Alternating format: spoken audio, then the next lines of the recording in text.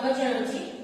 आज हम जानिबा श्रापित योग कोन। देखंतु श्रापित योग को आपनकर पिशाच योग बोली मध्य कुआ जाय।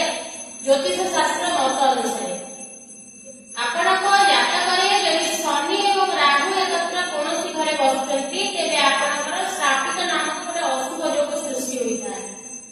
श्रापित योग रहिले आपनक प्रभाव कोन पकेबो आपनक जीवन उपरे ना आपनकर आर्थिक समस्या, आर्थिक संकट, पैसार अभाव, दारिद्र्यता एवं कर्म क्षेत्र में बाधा, परिवार मध्य कलह, वैवाहिक जीवन में अशांति बहुत किसी समस्या है। आपनकर मुख्य समस्या कौन होउची मु जण जातक देखिथिली ता जातक रे मध्ये श्रापित योग थिला। मते कहली कि आपण अचानक निद उठी पडुथिबे, अचानक आपण खराब स्वप्न आसुथबो, आपण निजरे माने आपण निदरे के आपण धक्का लागले लागो।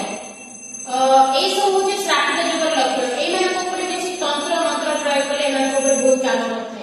एडा जे श्रापित योग एथि पय आपण कोन करिवे ना मु प्रतिकार कहूची आपण शनिवार दिन मौन व्रत करिवे प्रथम कथा। द्वितीय प्रतिकार होची आपण अंध मुख बधिर लोक मानक किछि खाद्य दान करंतु, पैसा दान देबेनी से पैसा आपण खाद्य देबे। तृतीय कथा होची कर्म